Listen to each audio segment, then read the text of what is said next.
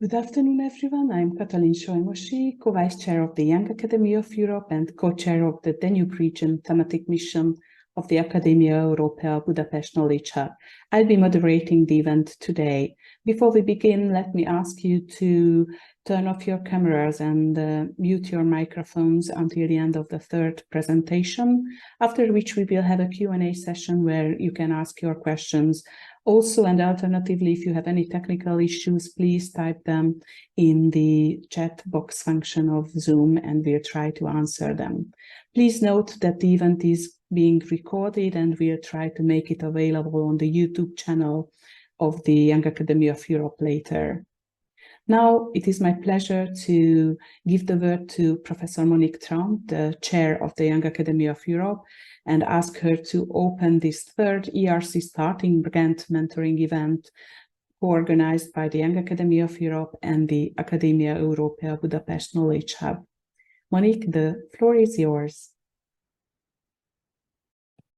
Okay, I will start again. So as you have said, Katalin, we have co-organized this event, and it is one in a series of ERC mentoring events we are or have been organizing as Young Academy of Europe. So the first two were in 2020 and 2021, and we have a focus on widening participation and including EU 13 scientists. And those two events focused on proposal writing, mock panels, advice from panel members and ERC grant holders. And today we want to talk about more about something new in the evaluation system in many countries, in many funding agencies in many countries, and which will come into place at the ERC later this year as well. And this is something which is called narrative CV, although in the Netherlands we have already moved on from that, and it's now called evidence-based CV, as you will hear later. Apparently narrative doesn't sound good with many scientists because it's like storytelling and they want to provide evidence as a true scientist. But we mean all the same. It's the same format. It's of course very close connected to the entire research assessment reform, recognition and rewarding. You might have all heard about this, that we get away from the numbers and get towards a diverse forms of impact and output. Within this ERC monitoring, I also want to mention here, which is something which has been already announced to the YAE members, but I'm not sure, I think a lot of the participants today are not members yet, is that we are developing a database for YAE members and alumni to volunteer to be mentors and panelists for people who want to go up for an ERC, who want to try to obtain ERC funding and don't have a lot of support at their home university or research institute they are working. So with the knowledge in the Young Academy of Europe, we want to try to help these scientists. And so you could sign up to find a mentor or maybe a panelist, and they can help you in a mock interview in preparation for the ERC interview. So this is something we have asked YAE members to sign up for, to act as member, to act as mentor and panelist, but also non-YAE members can connect to us, of course, if they are in need for help in their ERC preparation. So as you've seen in the initial announcement and the initial program, we were supposed to have someone from the ERC executive agency to present the new guidelines of the ERC grants today as well. Unfortunately, they decided not to participate in this webinar because they will announce their new evaluation guidelines on June 21 in a meeting with all the national contact points. So they decided to prepare for that and announce the evaluation guidelines then rather than share them with us today and interact with us today. That's a shame, but we have some insights, and I think the focus is still very much on the narrative CV, which will be implemented in the ERC, we know. So I think it is still a very similar setting, although the ERC is not present here themselves. What I did for the sake of completion is put the new timetable on the screen here. So later this year, calls will open for the different grants with deadlines next year. So what we have learned so far from what is going to change at the ERC is, well, the finances are going to change a little bit, so they're going to work with lump sums. But the most important change, especially for those who want to apply, is that the CV part will change considerably. So the ERC won't ask for detailed prescriptive profiles of principal investigators anymore, but the CV, the track record, etc., will be merged in one document of up to 4 pages. And the applicant will then have to include several aspects on that. So it's not the standard prescriptive CV anymore. So the applicant will be expected to include some standard biographical information. Of course, that is always useful and necessary. But in addition to that, the applicant should list up to 10 research outputs that demonstrate how they've advanced the knowledge in their field. And especially, it is especially helpful when those 10 research outputs fit, of course, to the proposal you're submitting, because the scientific excellence of the project, of the proposal, is still key at the ERC evaluation. In addition to this 10 research outputs, you can also add, or the applicant can also add, a list of selected examples of significant peer recognition. And that means, for example, prizes or invitations or board memberships, etc.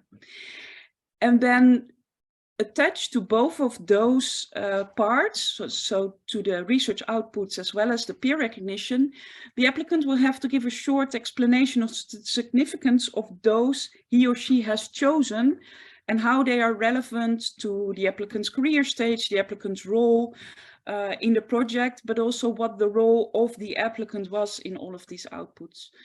At the same time, the applicant is asked to demonstrate how they can successfully carry out the proposed project. So somehow you have to come up with arguments and proof of evidence on how you can carry out the proposed project. So that is what the CV part will have to include. So it's a much more broad assessment of the principal investigator of the proposal. What the exact template will look like, that will be announced on June 21st. In addition to these, the requested information, so the research output, the peer recognition, you can, if necessary, also include information on, for example, career breaks. You have an unusual career path, that you maybe have left academia, have come back, or that you have had children, or take leave to care for someone, you can all add that to that. And any noteworthy contribution to the research community. So anything you think is necessary for the panel to know, to assess you, and to assess you in relation to the proposal, to the research you're proposing. Especially the last part, so the career breaks and career paths, etc. The ERC says they will not be evaluated themselves. Of course, you can't really evaluate. Someone has been away, but they are important for the panel to assess your output in relation to the career stage you are at. So it helps the panel to assess what you've done and what you propose in the bigger picture. So this is where these evaluation guidelines go. If you want more details, we cannot provide them at the moment. This is all the info we have at the moment.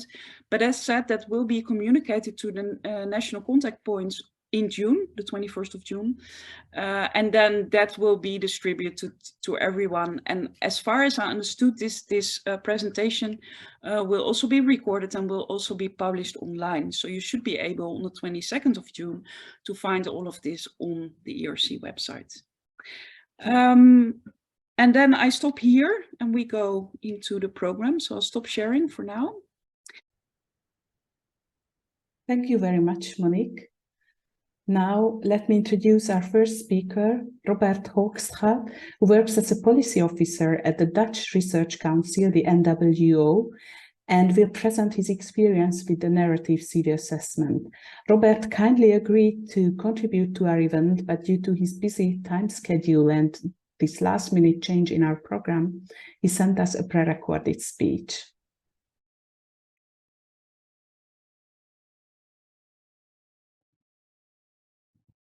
All right, let me see. should be working now, I hope. Yes, hello, good morning or afternoon. I actually don't know when this meeting is taking place, but yeah. So Moniek Tromp was so kind to ask me to step in for one of the participants that wasn't able to make it today. Unfortunately, my agenda also didn't allow it for me to be present during the webinar, but as a sort of intermediate solution, I'm now recording this video, this presentation for you, to hopefully still provide you with some nice insights from the side of NWO, or the Dutch Research Council on Narrative CV Assessment. So my name is Robbert Hoogstraat. I'm a senior policy officer at NWO, and I'm also the project leader for the Rewards and Recognition Program. And it's from those roles that I've been asked today to step in and give you this presentation. So first, a little bit of a background on a little bit of a history on the narrative CV, which we nowadays call the evidence-based CV at NWO.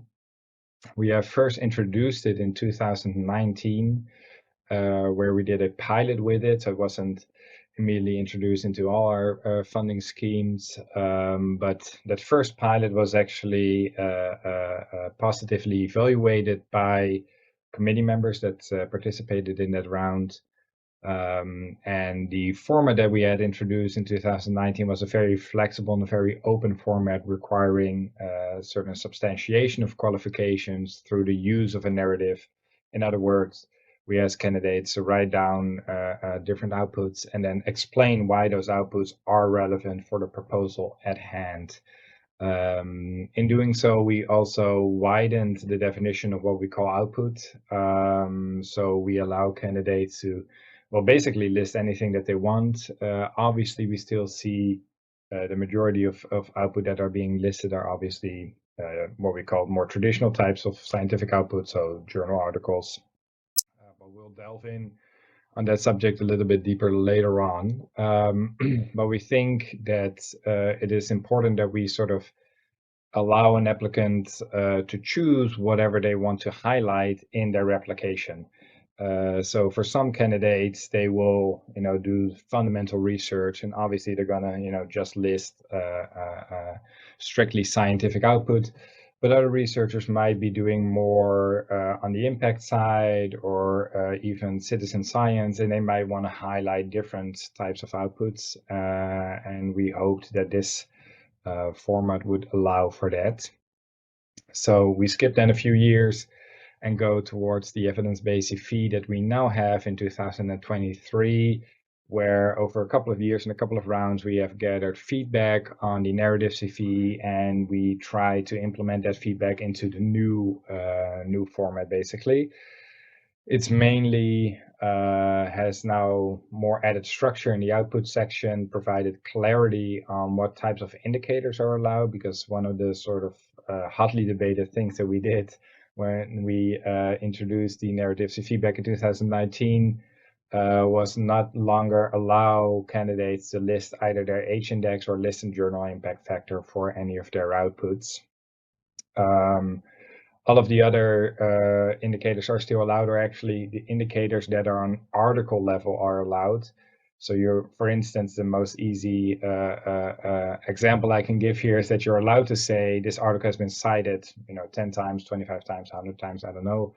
But you're not allowed to say all of my articles or all of the output listed here, or me as a researcher in total has been cited 1,000 times, because you then never know if those 1,000 citations come from like one article, or from 10 articles, or from all your articles. So we ask you to strictly focus on article level metrics, also because you're asked to substantiate that single article, and you're not, or a single piece of output. You're not asked to substantiate, your entire career, or to substantiate on the journal. Just focus on the actual content of the output that you've listed. And alongside all of those changes, we've also further improved the explanatory notes in the format. Now, after this history, probably most of you are sort of wondering, okay, but what does it then look like? Which I'm now gonna show you. So here is what the format in 2019, when we first introduced it, looked like. Very simple, 2 sections in the CV, academic profile and key output, where, as you can see with the key output, was limited to a maximum of 10 items. And you have 400 to 700 words to be able to substantiate those 10 output items. But yeah, as you can see, this is a very open format, especially the academic profile. It's just 1,000 words, or at least a maximum of 1,000 words, and we ask you to provide a comprehensive narrative on your academic achievements, your research focus, etc. And it's sort of up to you as a candidate what you want to write down there. So again, fast forward to 2023. This is the evidence-based CV, as we call it. It's still, very similar to what we had before, but you can see below that we've divided it up into 2 sections. So we have the general academic profile section, and we now also have a section on leadership and mentorship. This does depend on the type of grant. So most of the focus for the evidence-based CV usually goes towards what we call the talent program. Some of you might have heard of it, but it's the Veni Vidi Vici that we have. And then the first grant, the Veni, in that scheme is just for a single researcher. So in that scheme, we would not put that section 2 and ask for leadership and mentorship, because it's just you working on, your personal research line that you're sort of starting up. The Vidis and Vicis, you're going to work, with PhDs or postdocs or like a small team. And then in those grants, it's actually relevant, right? Whether you're able to position yourself as a leader or mentor towards those PhDs or towards those postdocs. And sometimes some of the criticism on these changes revolves around like, okay, but you're a funder, right? You're a science funder. You should be funding excellent science. So what do you care about leadership or mentorship? But I think if you're also a great mentor, if you're able to guide these PhDs or whoever is working in your team, well, this will then also benefit the research quality, right? If they are happy, they're going to deliver better work than when you're not able to guide them properly, and when you're not able to make sure that they're in a safe environment where they can do their work towards the standards that we're asking of them. So yeah, we do think that in these specific cases, leadership and mentorship is actually important for the assessment, because it will also decide on the outcome of the project itself. Second part of the evidence-based CV is the key output section, and just as before, you can see those explanatory notes, the teal, the sort of bluish MEO color. It's a bit longer, so it's a bit more substantiated what we're asking of you. But now also, so because the feedback was mainly that people wanted more structure, so in the key output section, we've made, as you can see, these little tables where you can put the reference, URL, you can choose the type of output. So there's actually a drop-down menu. It's a PowerPoint presentation, so I'm not able to show you that here. And we've also added the 3 quality indicators. You don't have to use 3, but you can, there's also drop-down menus there where you can select different types of indicators. And if you select one from the list that we provide, then 100% sure that those indicators are allowed. There is also an option to add your own indicator if you want, but then yeah, there's the risk that if you put an H index there, we're going to send your application back and say, okay, this is not allowed. You have to revise your application before we send it to the committee. And then below that, there's the motivation part. So overall, we hope that this brings a bit more structure and a bit more clarity on what is allowed within this format and what are we actually asking of candidates to do in this new narrative CV style assessment procedures.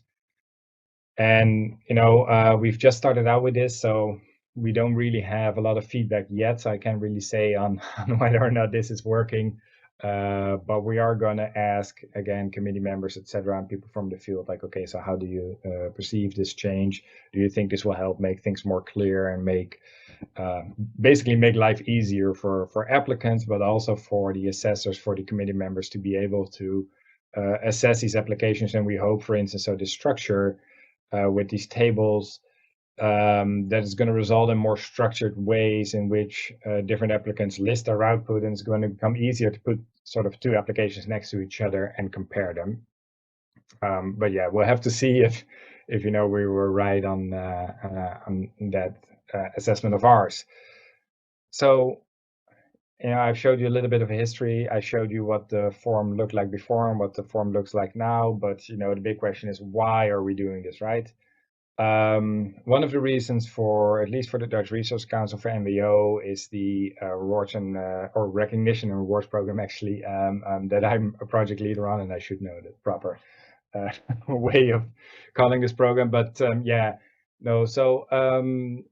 even though we already implemented our narrative CV before this program even existed, it started at the end of 2019. They do go hand in hand, and they are closely related to each other. And the program says that there's no single ideal type of researcher.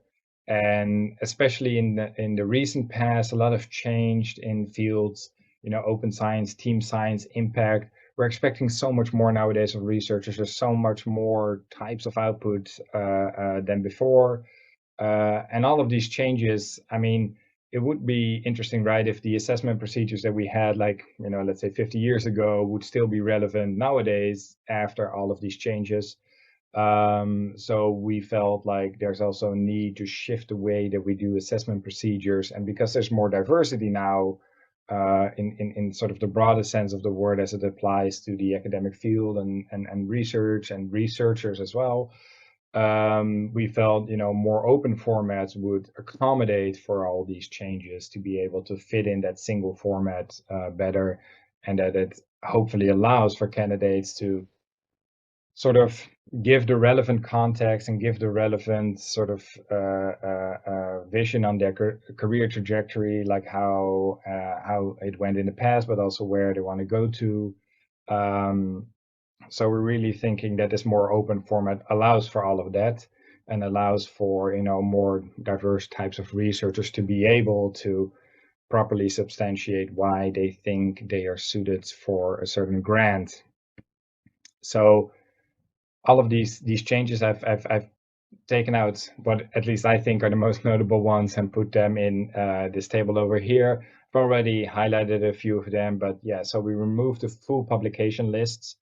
Also, you're not allowed to say, even though you're not allowed to, copy paste your Google Scholar or whatever and just paste it into the application, you're also not allowed to mention the total. So what we saw the first year is that a lot of candidates, okay, I'm not allowed to list all of my output anymore. I'm only allowed to list 10, but I'll write somewhere that I have, like, I don't know, 500 publications. Then we would send the application back and ask you to remove that sentence. So a maximum of 10 is only allowed. And the reason or the thought behind that is that we really want to focus on content over quantity, or quality over quantity. We want to avoid the whole publish or perish system, right, where people are just salami slicing single ideas and single papers into as many papers as they can. And it's also based on the what's called the N-best evaluation method, where certain institutions were also saying, like, okay, we're not going to look at the whole publication list. We're just going to look at what's relevant for you. And I actually also think that if you sort of look at it from a more faraway perspective, outside of academia, if you apply for a job, and if you hand in literally any job you've had from the first time that you started, like a paper route or selling lemonade stands as you do in the movies, if you list everything that you do, you're not going to get invited for a job interview. You're going to get desk rejected, right? They're immediately going to throw away your application. You always sort of tailor your motivational letter and your CV towards a job that you're actually applying for. This is sort of the same idea, where we're saying, like, okay, we didn't need to know everything that you've done. We need to know the relevant information for this specific proposal that shows that you're able to carry out this research and carry it out at a high level. But yeah. One of the other changes that I've already touched upon is no longer allow indicators based on journal publisher level. And basically anything that is added up or is like an average, or, we've thrown that out. And the reason for that is that we think that they're bad proxies for individual quality. And what's actually interesting is that in the Dutch parliament, questions were asked by members of parliament about this change and whether or not it would hurt the quality of research in the Netherlands if, the biggest research funder, NWO, would not use these quality indicators anymore. So they actually asked an independent institution, the AWTE, which is, an institution that anytime something surrounding research happens, they are asked to sort of, write an advice or report on that. They were asked to evaluate this change as well. They delved into the research, into the papers. They spoken to people from the field, and basically their result was that they supported our stance. And they said, indeed, the H-index and the journal impact factor are not good proxies when you're judging an individual applicant. So obviously we're really happy with the report because it's an independent institution sort of saying that at the end of the day, the policies that we've implemented were the right policies, not just because of the idea or reason behind it, but also based on scientific evidence. And then one of the other changes that we've made is that all the sort of what we call unnecessary data for scientific assessments, such as your personal details or where you graduated, has all been moved towards the end of the application or either removed completely. And the reason behind this is the anchoring effect, where if you put this on the top of the application, and the same again with normal job interviews and job applications, if immediately there's a picture and a name and etc., and you can see all this sort of personal information which is not necessarily relevant, but that sort of anchors everything in your judgment that comes after that. So to take that away, we've put everything at the end of the form, and we're hoping that starting with the CV and starting with your research proposal and sort of the actual content and ending the whole thing with a few personal details, make sure that we sort of circumvent this anchoring effect, and that we move away from that. And I think those are the sort of most notable changes towards the old format and then now the narrative CV format that we have. So the topic of today, I believe, is the assessment of narrative style CVs. And there's a few things that I wanted to highlight that we, at least on the Dutch Research Council or NWO, have noticed. First, a few remarks. So the criteria itself haven't really changed. I mean, every year we would add something or revise something, or maybe phrase something in a different way to make it more clear. But like overall, the main gist of it hasn't really changed. We're still looking for scientific excellence, which I think is important as well. So we're asking a different way of applicants to be able to supply information to show that they're excellent. But overall, we're still looking for excellence. And the methods that we're employing also haven't changed. So, we're still employing peer review, etc. So in that sense, also the assessment procedure hasn't really changed, and it's just on the way you can supply the information. And I don't want to say that's not important, because obviously it is important. I mean, technically, if you're not allowed to supply any more information at all, then we couldn't even do the assessment, regardless of the criteria or the procedure that we have. So obviously, the way that you can supply the information is still important. But I also want to show that it's not the only part of a whole assessment procedure if you apply for a grant, and to also make sure that there's not too many changes happening at the same time, and it also becomes difficult to see, like, okay, what are the effects of these changes. We haven't changed too much about the methods and the criteria themselves. But yeah, so at the Dutch Research Council, we have panel members and peer reviewers. It depends a bit per round, or so in some rounds it might be a little bit different. But overall, I think it's important as a funder to develop information or manuals or training or whatever it is, to make sure that they have what they need to be able to do the proper assessment during the procedure. So to give some examples, we have what we call the publication cultures. Unfortunately, it's so far only in the domain of social sciences and humanities, but it's this little book where we ask people from the field to sort of showcase how their field publishes scientific work. So is it single authored or multi-authored, or is it mainly focused on journal articles? Is it mainly focused on monographs, or whatever it is? Like all those questions, we've put that in there. And what this does is that sometimes a committee member is asked to assess a proposal that is a little bit outside of their own field. And then, if they're not sure on how the publication culture in that field looks like, they can look into this, look into the publication cultures that we hand them out. And then hopefully that helps them into doing the assessment the way that they should be doing it.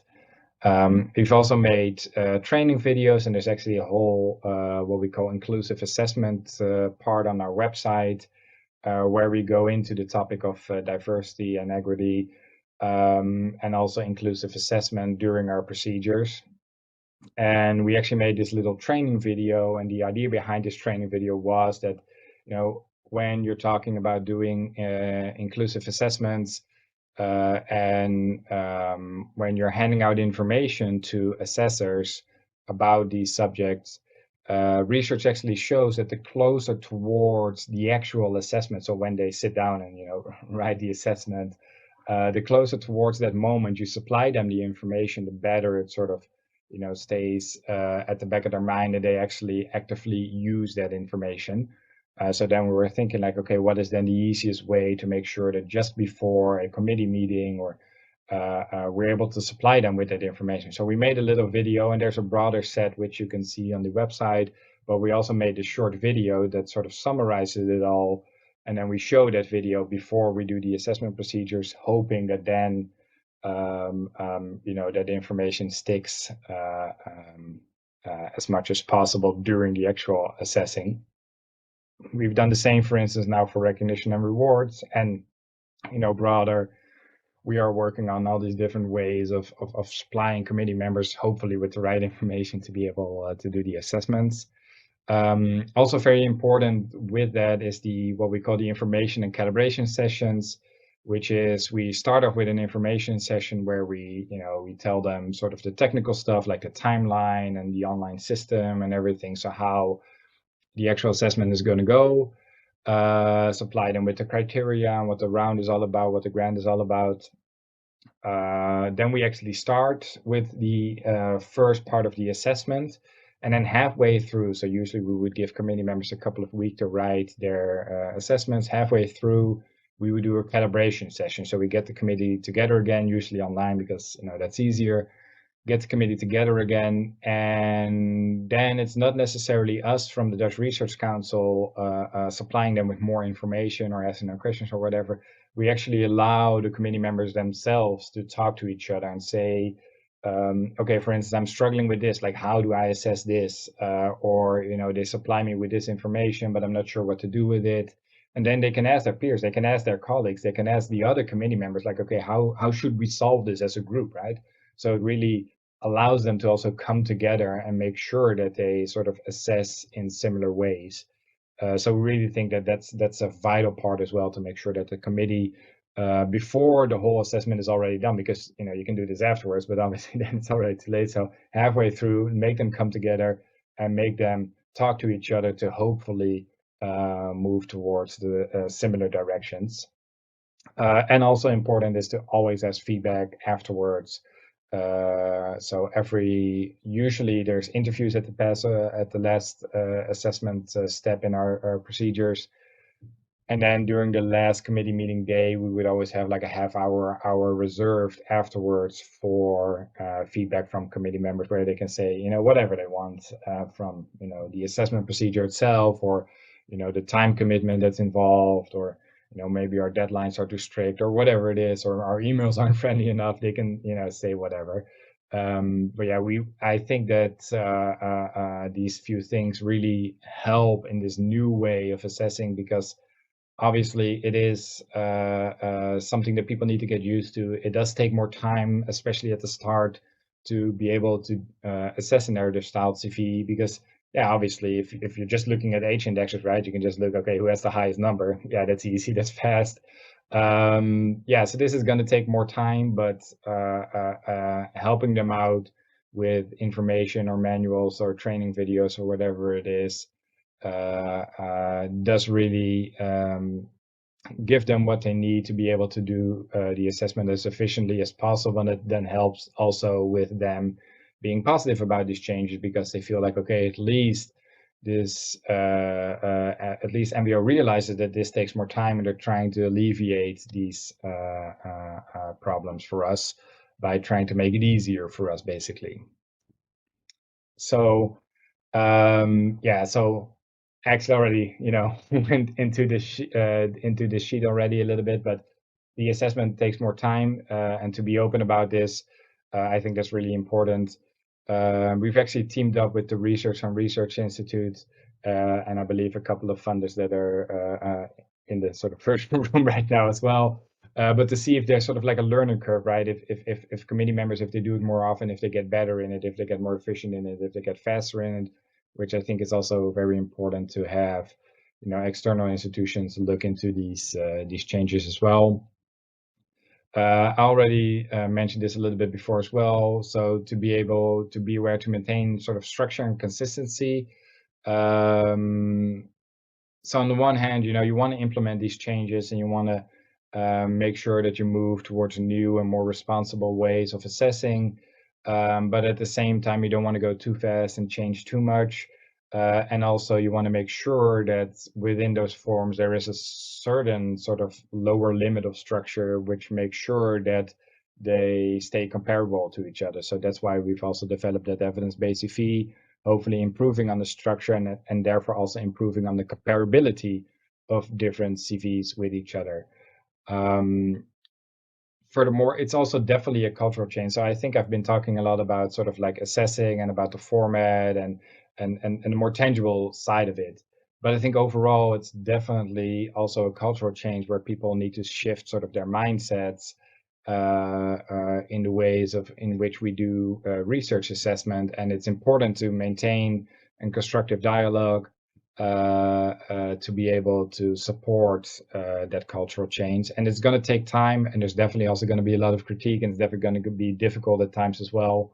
But yeah, it's something that a lot of funders and a lot of institutions and universities have started to go down this road. And yeah, the constructive dialogue is vital to be able to do this properly. And then, the last one, it can be hard to compare different types of outputs with each other. With broadening the definition of output, you're going to get more diverse output. And then, like how can you compare certain outputs to each other? The previous system also had that to a lesser extent, like, how does a book compare to an article? But definitely the new system has more of these problems, so to say, or more of these difficulties. And again, it's important to supply committee members with information and also with room for them to talk about this. So this is definitely something that within the calibration sessions, we see a lot of discussions about, like, okay, but if somebody lists like a newspaper article that might have, gone viral on Twitter, like how do we sort of assess that towards, an actual peer-reviewed article? We need to be having these conversations, and it's good that it's important to provide sort of a platform for that. So sort of delving a little bit deeper in with a case study is a big word, but it was sort of like a case study, what we call science beyond the journals. So in 2020, so after we started with the narrative CV in 2019, then in 2020 was the first year when the entire talent scheme, so the Veni-Vidi-Vicis, had the narrative CV format. And then in that year, we actually looked at the laureates, so at applicants who have gotten the grant, and looked into their output and how many of them had listed non-traditional output, so not journal articles or monographs. And we saw that 21 out of 75 laureates had listed non-traditional output, so over 20%. I mean, there wasn't like a number for us where we're like, oh, if it's this amount, then we're happy or not. But yeah, I think 20%, like 1 in 5 doing this and also being successful is definitely a number that is hopeful, at least, that, it doesn't show that, immediately, oh, you list something else, you're always going to get the grant. It's not like 100%. but it's also not zero. So it's also not like, okay, if you list other types of outputs, then you're never going to be successful. So we've conducted a few interviews with these laureates, and I thought it might be interesting to sort of delve a little bit deeper into it and see what types of outputs they had listed, because I do think it really shows sort of the diversity. Let me see here. It doesn't want to skip to the next sheet. There it goes. So we had Professor Liederweide de Jong, an archaeologist, that made sort of like a virtual tour where people online could walk around, kind of like Google Maps or the Street View thing, right? With old images and footage, and you could walk around, and there was audio fragments, so it was sort of like almost like a virtual museum tour. And then, Professor de Jong also highlighted that in her field, it's mostly scientific publications that count, but she never really hesitated to mention it, because he did realize how unique and important the project was. And she's just as proud of it as any other of her scientific publications. And she was really positive about this change and seeing that this output is also increasingly appreciated, and hoping that this will stimulate more and more scientists to sort of step out of that comfort zone. Then we also had Dr. Eva Meyer, and she's a philosopher, writer, artist, and singer-songwriter, so a very diverse talent, I'd say. And she obtained her PhD on research into language and politics in animal societies and in human society in relation to animals. And she wrote 2 award-winning books about this topic. So these were books for like for a wider audience, and not just scientific monographs. And she, in her interview, highlighted the importance to think about the translation of your work to a wider audience, as she thinks that, knowledge is, as she says right here, knowledge is not a product. Otherwise, it seems as if research is the core business and the rest is just a derivative. And, I think that's also a very strong statement there, which, I personally at least agree with. And it's just really nice to see that, those award-winning books worked out for her to list those on her application as well.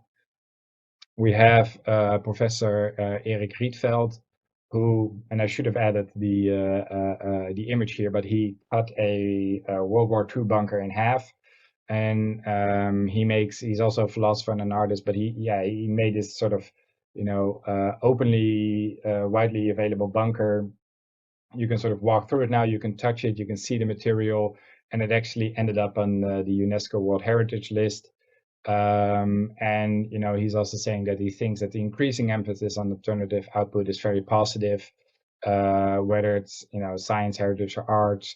Products only acquire richer meaning if you make them more widely accessible. Well, his bunker, which it's close to the highway as well, so you could just drive up to it and walk towards it. Doesn't get more accessible than that, I guess. But yeah, also really interesting to see something like this, which is really out there, right? And this was only the first year that the whole talent scheme had this new format, and only the second year that we were working with this format, and we were already seeing successful applicants, listing bunkers. I don't think that's something anybody at MEO would have imagined. But yeah, I think that's an inspiring story as well. Yeah, so for the last part, I think I'm substituting for somebody from the ERC that unfortunately couldn't be here today. Now, as you know, I work for MEO, for the Dutch Research Council. I have no affiliation with ERC whatsoever, but Moniek did ask me to, sort of reflect on what the ERC is doing. And the last thing that they said about what to expect in 2024 and about what to expect about the new format is this piece of text that you see over here. You can see the source below. It's on their website. But yeah, you can see that they're merging the curriculum vitae and the track record into one document of up to 4 pages, which is kind of what we've done as well with the academic profile, sort of the CV part, and the key output with sort of the track record part. And also for them, you can list up to 10 research outputs, and they're asking for short explanations on these research outputs. So that substantiation that we have, it's at least from, judging from what I read here, and again, I don't work for the ERC, so, maybe once their format comes online, this all goes out of the window and it's completely different. So don't pin me or the ERC down on what I'm saying here, but from what it's sounding like from this news article, they're asking for that short explanation, that short substantiation on why the output is significant, what the applicant's role has been in producing each of those outputs. This is exactly the same thing that us, and I know also a lot of other funders and also funders that are currently here are asking for as well. Really, like as an applicant, you need to show why that type of output or that single piece of output is relevant for the proposal at hand. I mean, yeah, it's nice that you have a publication in, I don't know, Nature or whatever the biggest journal in your field is. But how does that show that for the application at hand, that's relevant? And you need to be able to sort of tell that story, right? Like, okay, I employed a certain research method in that paper that ended up in Nature, and it's the same research method that I'm going to use in this application or whatever it is. But you need to be able to show more than just, oh, this is published in Nature and therefore great research, right? You need to be able to explain why it's relevant for the proposal at hand. And then also in that second paragraph, they're talking about relevant information about career breaks or unusual career paths to provide context. So not to be evaluated per se, but to provide context for the assessment committees or the evaluation panels, which has been the same thing for us. So, for instance, candidates at the Dutch Research Council are able to list their effective research time. So let's say you've been working 1 FTE for 1 year as an applicant, but within your contract, you only had 0.5 FTE on research, and the other 0.5 was for education. They're then able to list 6 effective months of research, right? So half a year or 1 year, 0.5 FTE, 6 months of effective research time. It is sort of, we're not judging like whether, 6 is then okay, or if it's too low or too high or whatever. But the more effective research time you've had, the more you can expect also from a candidate with regards to the output, with regards to the achievements that they've had within their career up to that point. So again, like it's highlighted here, it can provide the relevant context for the evaluation panels to be able to assess the application and to assess the resume of the researcher. And the same goes for career breaks or maternity leaves or whatever it is. If you've been taking care of sick parents, our form allows for room for explaining those circumstances. And again, we're not going to judge the circumstances. They're not part of the criteria, but they are relevant information to provide the right context. And again, this is also something that during those calibration sessions can really be properly discussed for committee members among themselves, like how do we want to take this into account during the assessment procedures.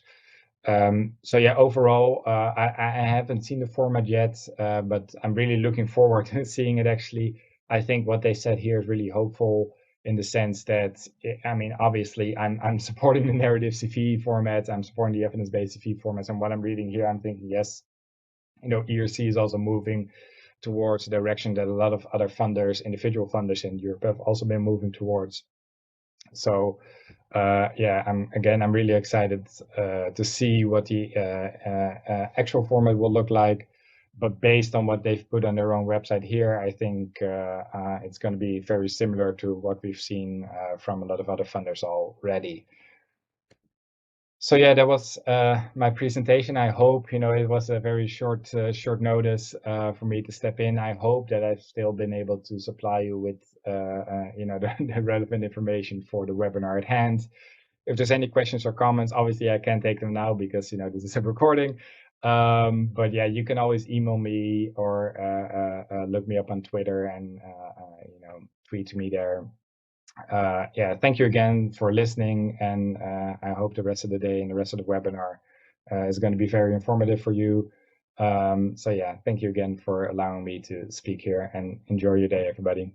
So we are really grateful for Robbert for sharing the experiences of the Dutch Research Council with us. And now I would like to give the floor to our next speaker, Sean Sapcariu from the Luxembourg National Research Fund, who will summarize, among others, some survey results related to the perception of narrative CVs in Luxembourg. Thank you, Katalin. Oh, thank you. I think that what I want to share is a little bit of what Robbert was just sharing, but also to go a bit deeper into what we're doing, and also like in the introduction, feedback. So we actually have feedback on how our narrative CV is going, and I'll do my best to stay on time as well. So hi. Nice to be here. Happy to talk about this and discuss with everybody. And I want to start with the why. What's the point? Why are we doing things like narrative style CV, or whatever you want to call them? And in our view, it's about research culture. It's about shifting a research culture towards something that is more inclusive and more diverse and more innovative and more kind of fit for the modern research environment ecosystem. Research culture is this term that's been around since around 2016, and it kind of defines everything about research, right? How it's evaluated, communicated, conducted. And culture is always defined by values, the values that we have that kind of support what we do in that culture, right? And Science Europe, a coalition of research funders and research performing organizations, came up last year with this values framework. I would encourage everyone to take a look at it. It has kind of 6 high-level values, which I think we can all really align and agree on, right? Autonomy, caring, collegiality, collaboration, equality, diversity, inclusion, integrity, ethics, and openness and transparency. And everything that we do should kind of follow up from this. In 2020, the Wellcome Trust did a big survey, international survey on research culture and what people think about it. And I won't go through the entire survey. It was quite enlightening. I would encourage you to take a look if you haven't seen it yet. But they asked, okay, about 4,000 people, who is responsible for shifting research culture? And number 1 and 2 are research institutions and funding bodies. There's of course senior researchers and other people in there as well, but you know, they've called us out as funders saying, okay, you need to do something about this. And we said, okay, let's do something about it. And that leads to kind of one of the recent advancements is the Coalition for Advancing Research Assessment, also the Agreement for Advancing Research Assessment, COARA, as a coalition is called. And the idea here is it's 10 kind of commitments around making assessment more qualitative, getting rid of rankings and improper metrics like H-index and journal impact factor and stuff like this, and to base everything on a sound and rigorous kind of research-based perspective, and applying the principles of research to how we assess research. We are one of the initial signatories. There's around 500 currently, including the Young Academia of Europe and the European Commission. The ERC is not signed, but that's just because they do not really sure how to position themselves around this. But you know, I think they align with the principles, especially with this move towards the narrative style CV. So let's talk a little bit about our version of the narrative CV, or narrative style CV. We call it now a narrative profile. I don't think there's anything wrong with storytelling, because I would argue a proposal is also storytelling, but we can have that discussion later if you'd like. Okay, so when a proposal comes in, we get an application and a CV. And the CV provides context, because what you really want to assess in a proposal is the application. What is the research that will be done, and the quality of the research, and what will come out? The term excellence gets thrown around. You know, what is excellent research? This broad perception of what it could be. And we don't want to use a traditional CV because, you know, there's too much focus on metrics that don't necessarily equate with quality. A journal level metric, what does that say about a person's, you know, research quality or integrity? There's a lot of quantitative information, which isn't bad, but it tends to lead to kind of shortcuts and people just looking at the numbers because it's too much, right? Assessors get too many applications, and this, you know, in an ERC perspective, that's, you know, triply true, I would argue. But that's not good, right? Because it leads to biases and shortcuts. And traditional outputs, which are good and important and the bread and butter of our research ecosystem right now, but there's no space for other stuff. You know, what about the motivation of a researcher, or the vision that they have for their research, or the other things that they've done that are not peer-reviewed, published articles or monographs or whatever it is in your field? What about, you know, open data sets or science communication activities, or any of the other bits and pieces that, you know, really provide value to society, because that's what research is about, or the scientific enterprise, or to people? And so we asked, okay, how can we avoid shortcuts and biases and reduce biases while allowing space for for more stuff to fit in the evaluation. And what we came up with was a balance. So we ask for the qualitative information in the ORCID, which is, publicly accessible, researcher driven, right? So researchers own their own ORCID kind of, it's not run by anybody else, with a 2-page narrative profile, the narrative CV, which talks about the scientific vision and career path, a little bit about what the potential of a researcher based upon their career trajectories and what they've done in and out of research or other sectors, and kind of broad contributions to science and society in 4 main areas. And I won't go into our template because it's different from NWOs and it's different from the European Commission's probably, and what the ERC will be. But I do want to point out that training exists. Because the first question is, okay, I have this. What do you want to see? How do I fill this out to get the grant? And the first answer to that is it depends. A narrative CV is personalized. It's not about how do you maximize your ability to get the grant through the CV. It's how do you write a CV that shows that you're the best person for this proposal. We've given some guidance on this, and in these 4 areas, we had actually researchers come together and brainstorm together on what should fit into, contribute a broader range of contributions, and we've put all that on our website. I'm happy to share the slides later so they can get passed around, or you can type it in here, screenshot or whatever. And we have all this guidance free and open on our website for anyone to use. So, we asked researchers as well, okay, what are the benefits? What do you see the benefits as? Not me as a funder, but you as a researcher. And people said, these are quotes from researchers in Luxembourg, more inclusive of cultural, institutional, and personal differences. It's a more fair and inclusive assessment. Highlight a research career and can contextualize your research achievements. We like the word context. It recognizes the diversity of career path and researcher competences, reveals personality and passion, more in-depth insights on the motivations and goals of a researcher, and it focuses on the person and their story. Story is not bad, right? The way to convince people generally is through stories. And stories don't necessarily have to be, they're not opposite of evidence. You can have evidence within a story by telling, convincing somebody why your research is good and why you're the right person for it. But of course, it's not all, rainbows and unicorns. There's challenges. It's difficult. People think it takes up more time to make, and I've talked to people and they say that it does take more time. Comparing CVs with each other, which are not quote unquote standardized, where you can't just compare, okay, this person has more H index than that one, it's a bit more difficult. Oops. Finding the right balance between narration and the concision, being concise and just talking about yourself and your contributions. Understanding what evaluators will judge, which is a very good point. But guidance helps there. Being precise and focused, and it's not accepted by everyone yet. Although we have data that I'll show you that I think is moving the direction that is actually becoming more accepted. So how is it evaluated? Again, CV is the context. Quality of the proposal is still important and the #1 criteria, right? But the narrative style CV allows you to control your story. Instead of having a panel of evaluators that don't know you, look at your numbers and say, oh, well, this person was unproductive in these years because they were probably, off partying in the other side of the world, or they had a kid and that's not productive and efficient. You can say in your narrative style CV, in your profile, what happened. And so that there's no ambiguity. The evaluation is qualitative, right? The CV supports a more nuanced and qualitative evaluation because slower decision-making means reduced bias. If you start taking shortcuts, that's when the biases come in.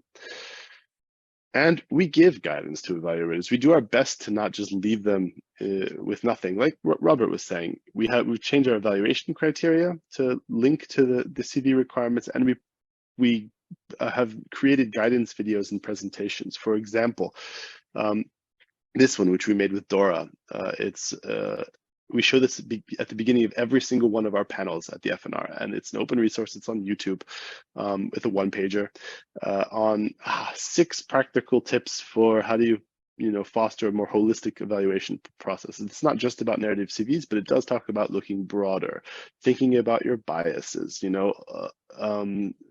working a team in a panel, or stuff like this. and it's nice, and we show this, and I think it helps frame, you know, the panel members or the evaluators' minds on how they should evaluate in a kind of more responsible way. And then with all of that, we've asked for feedback from our reviewers and from our applicants on, okay, we've implemented this narrative style CV, this profile. What do you think of it? Are we achieving the goals that we set out to do, the whys? You know, are you okay with this? Does this make sense? Are you aligned with what we're trying to do? We've done 2 reports already. So we launched our CV in 2021. And so the 2022 report was for the 2021 data. And this year's report, 2023, was on last year's 2022 data. And we're still continuing the survey. I want to show you some results. So we asked applicants. The numbers are small. We're Luxembourg, but you know, we think it provides a good base. And also to be very clear, applicants are Luxembourgish based, but all of our reviewers are external from Luxembourg. None of them are from the country itself. So it is kind of an international snapshot of what people think. And you can see here, there's relatively positive acceptance on general satisfaction with the narrative profile, right? Less than 10% of people are like, no, I don't like this. We ask, okay, so what do you think about how it provides you space to kind of give broader achievements? And again, positivity, a little bit more negativity than before, 16%. We have a little bit of demographics here, but we don't have like the career stage. This would also be an interesting question, but I think over 60% positive and less than 20% negative is pretty solid. But we asked also the reviewers, right? So how useful was the narrative profile? Relatively high, 70% almost, right? And this was striking because, you know, a lot of the applicants say, oh, but reviewers hate this, it's too difficult and they're gonna dislike it so much, but actually that's not true. You know, 6% negativity from reviewers, which I think is a staggering statistic. And then we asked the same question, you know, does the narrative style CV allow you to get a broader picture of an applicant? Positivity, again, about the same as applicants, but generally, you know, we're moving in the right direction and people are generally okay with this. And then of course, the question, okay, is it more difficult? Does it take more time to evaluate? We don't have the data for the applicants, but we've asked the reviewers. The applicants have come this year, we've added that question. And you can see here, compared to a traditional CV, it's about the same amount of time to review a narrative profile. So it's not a drastically more difficult thing to assess than a traditional CV.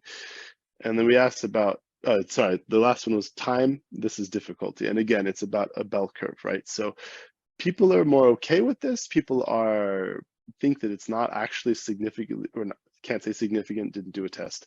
You know, it's not a large amount more work or more complex than traditional CV.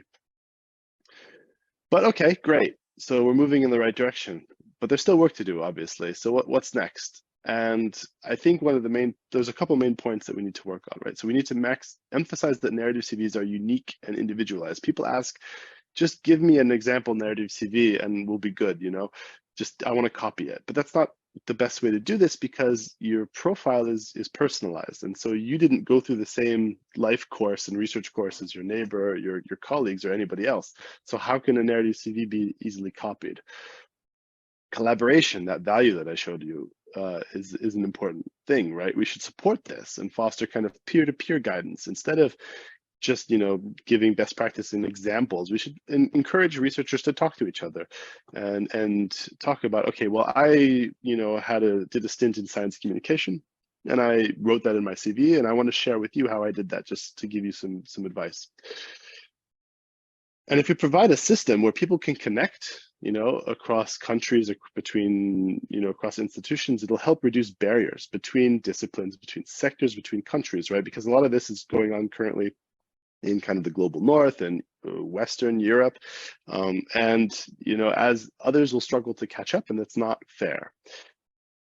And then it supplements the guidance that funders, institutional structures, and other groups have, but not every funder or institution has guidance, right? So that disadvantages the people that don't have structures that have this support.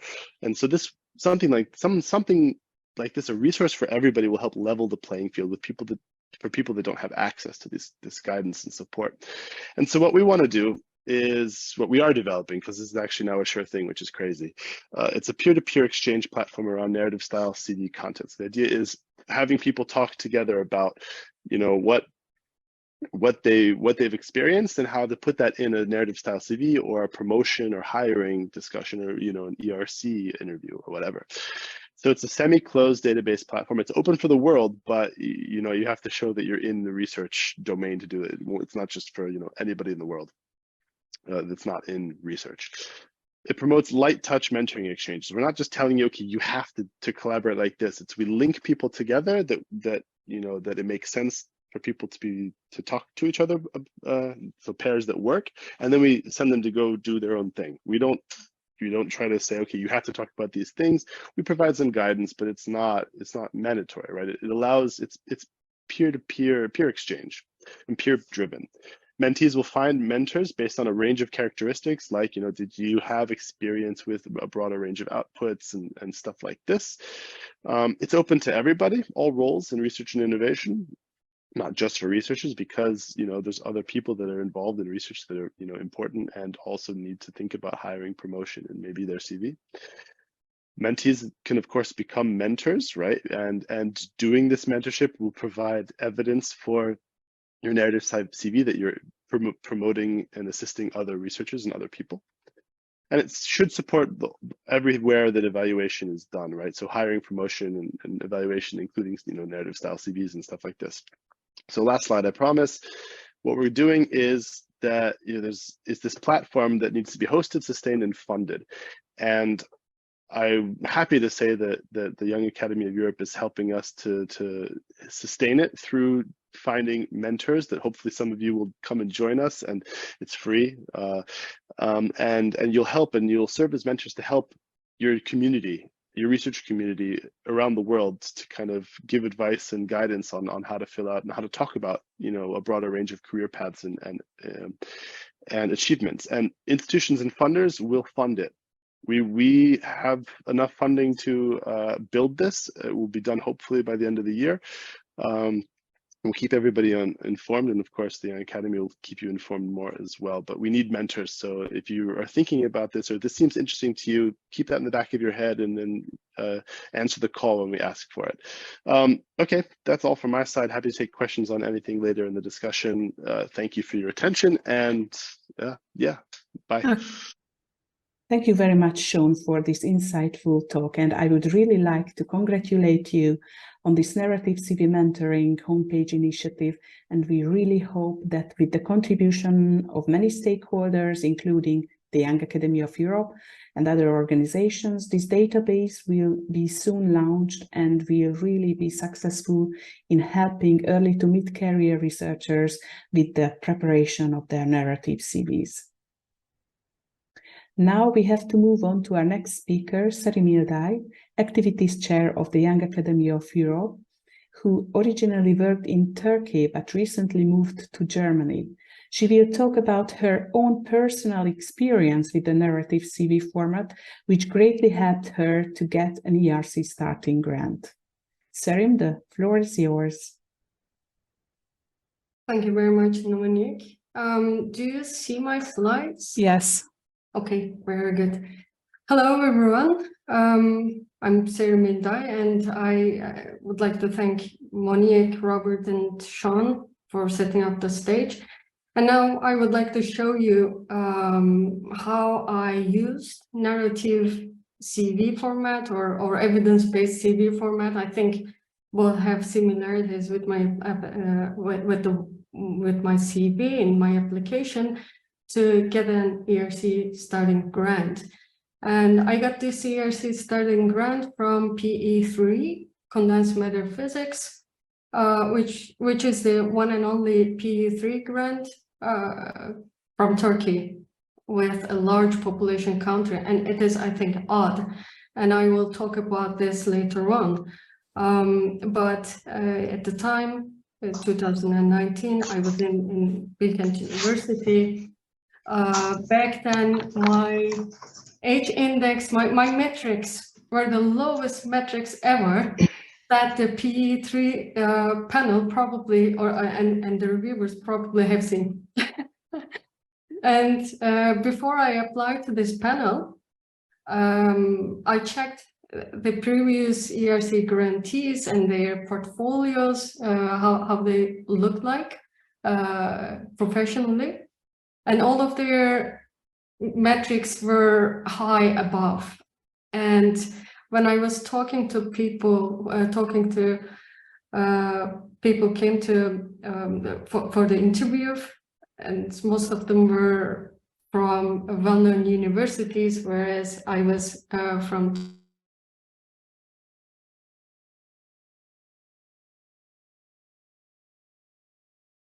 Turkey and Beacon, and so the odds were, well, low, and a lot of people warned me about not to apply from the PE3 because of my metrics, lower metrics. They said, almost all of them said, just try some other panel where your metrics could be also accepted.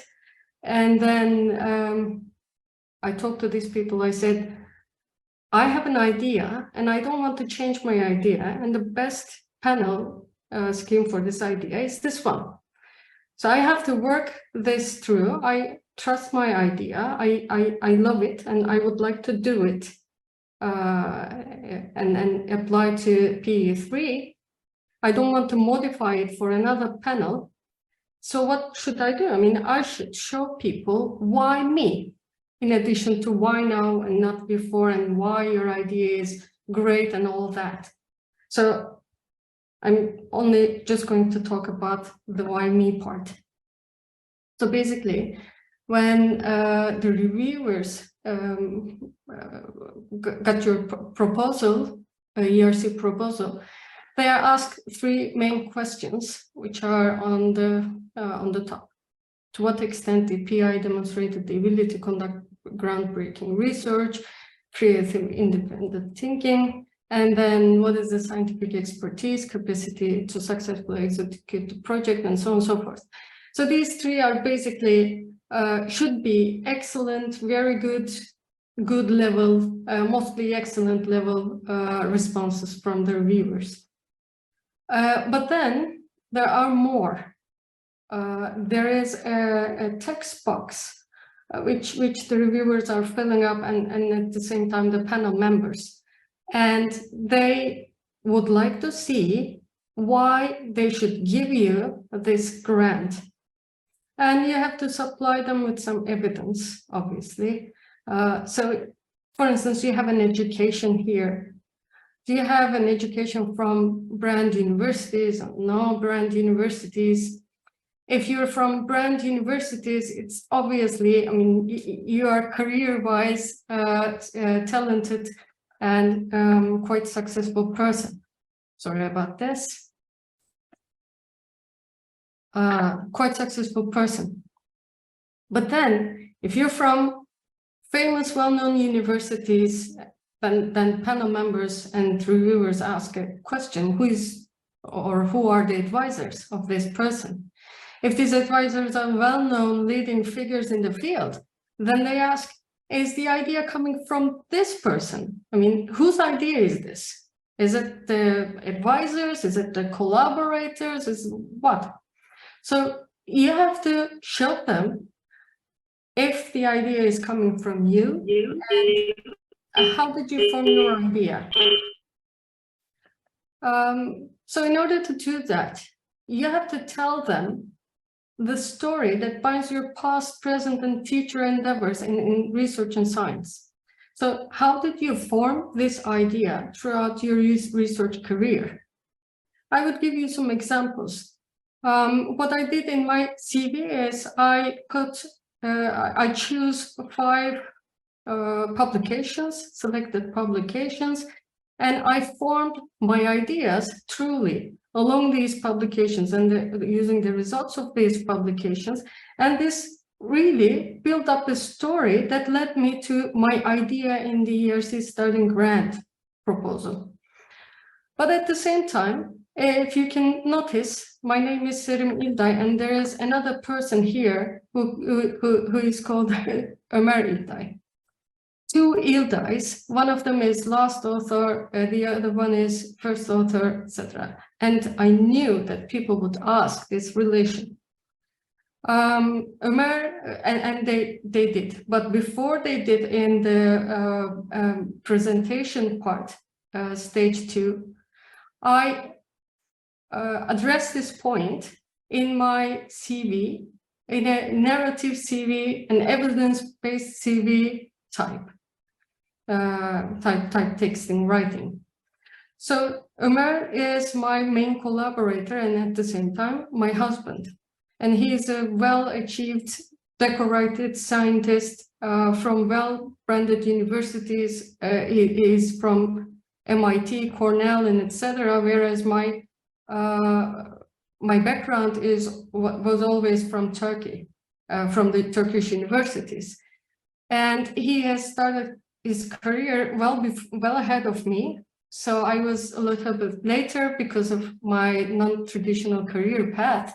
I wasn't always in the academia. I was working in the private sector, working in the government sector, then switched to academia. But at the same time, these are all red flags. I have to show them what these, how to address these red flags. Then what I did is I write a text, a long text, basically describing what I did and what is my expertise, what is the main expertise that I am bringing to these subjects, and how I can be distinguished from the other Ilday person.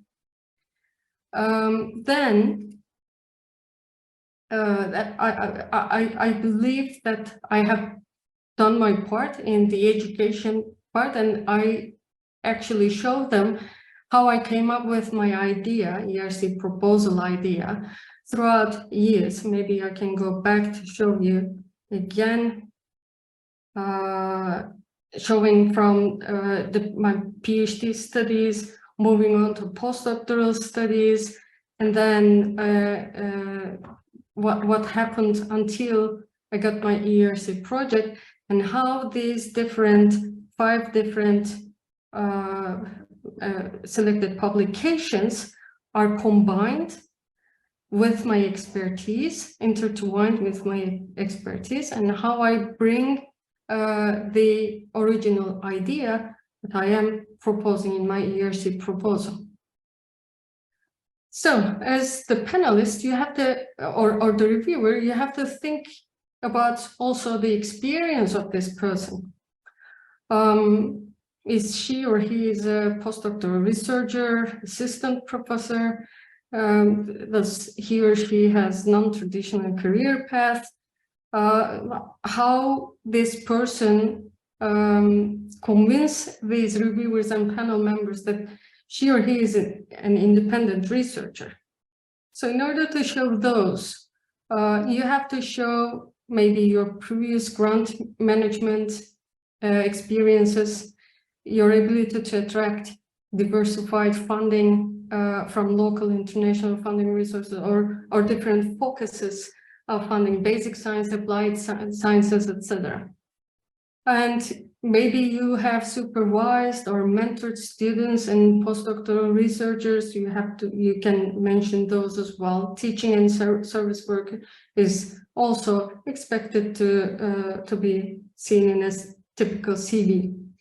But the bottom line is you have to help these panel members and reviewers to assess your achievements, your experience in education based on your experience level. For instance, if you're a postdoctoral researcher, you have to, you don't need to show a list of lengthy grant, lengthy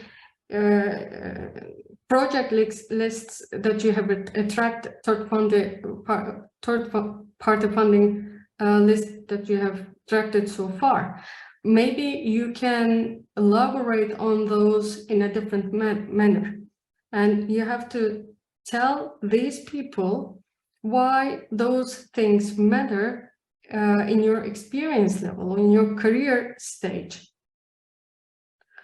And then the third, maybe according to me, obviously, the third point is, where are you based? So are you from highly achieved countries, institutions, or underrepresented countries, institutions? This matters much because people will ask, how is the research environment there? I mean, what do we mean? How is the local funding? I mean, is it sufficient, adequate, not adequate? How is the local talent pool? Does this country or institution have access to a good level of students or postdoctoral researchers, or how are the peers, scientists there? What are their achievements and desires in research and science? The infrastructure is also very important because you're trying to attract 1.5 million euros for 5 years.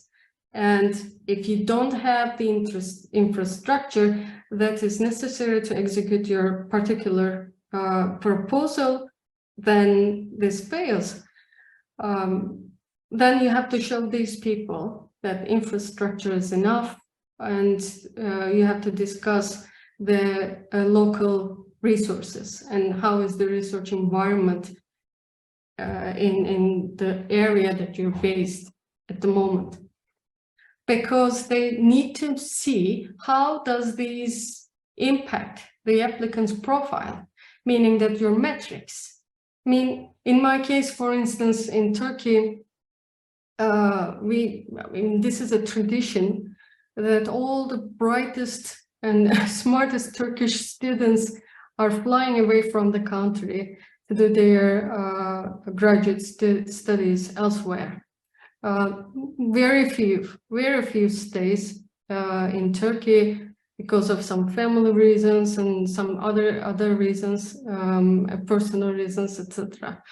But this defines how much impactful research you can do. And also in Turkey, local funding schemes are not really adequate. And all of these will limit the number of papers that you're going to write, or the number of high impact, broad appeal papers and research outputs that you're going to come up with. So basically, you cannot expect the reviewers and panel members to understand the statistics or local conditions, research conditions of your country or institution.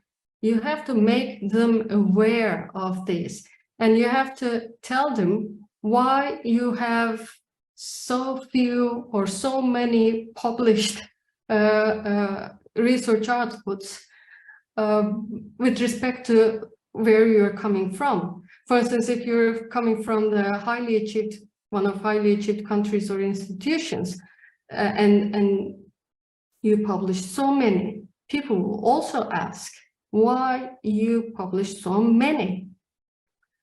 Or if you publish, again, so few from these institutions, then they will ask why everybody else is publishing so many, why you're publishing so few.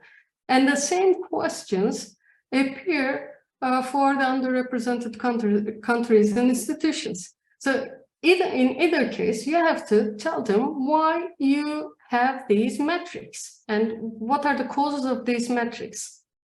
If you look at these statistics from the ERC's webpage, you would notice that, I mean, Turkey is somewhere on the right-hand side, very underrepresented.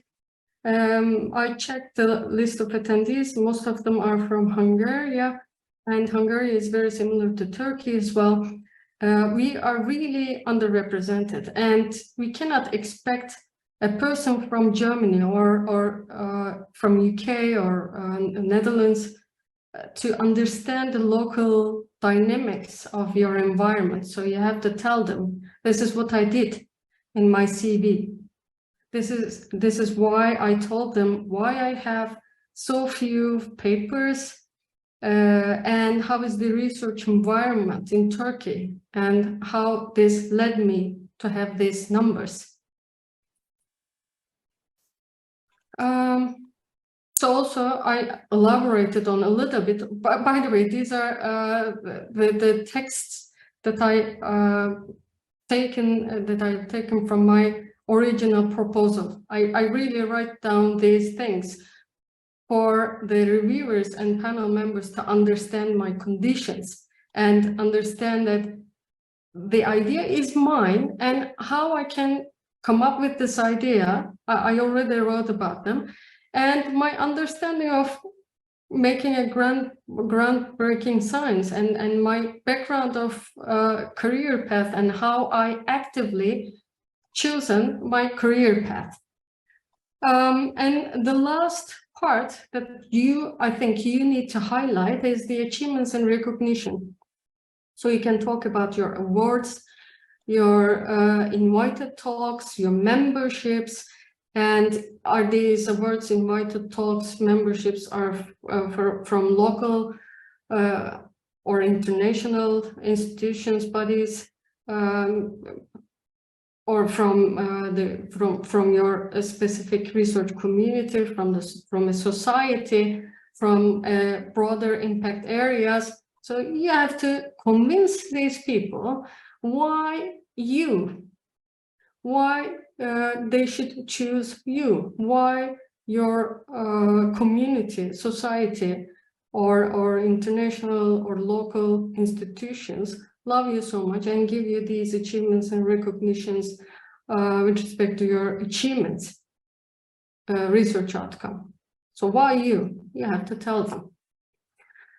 Okay, and these are from my, again, from the reviewers about, pardon me, these are the reviews about my ERC proposal, specifically from my CV, and these are coming from the reviewers.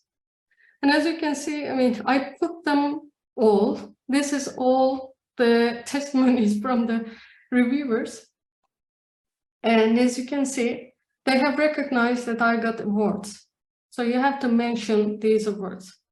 And then they said, okay, she has some high impact papers demonstrating the ability to conduct groundbreaking research. And then she has experience of supervision, secured grants, so successfully carry out the proposed research. So I was, at the time, I finished one of my third-party funding grant successfully, and it was also recognized by these people.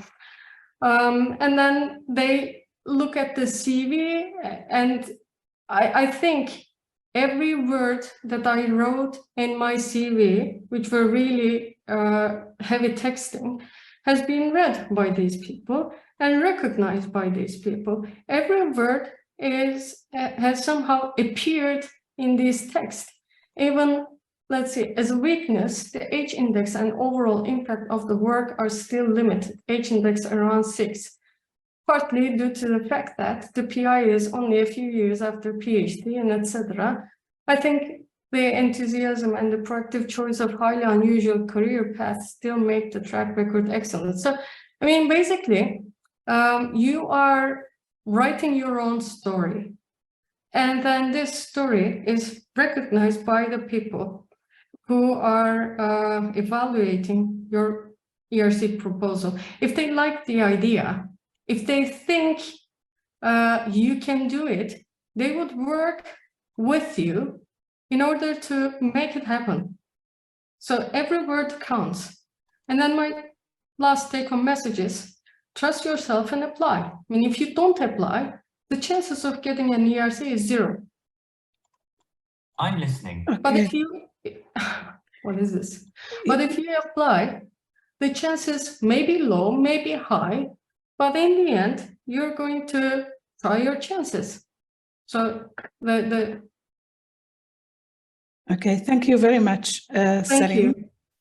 Thanks a lot, Serim, for sharing your inspirational personal testimonial about narrative CVs and outlining their huge potential for those who may need them to better showcase their unconventional career path and their respective scientific excellence.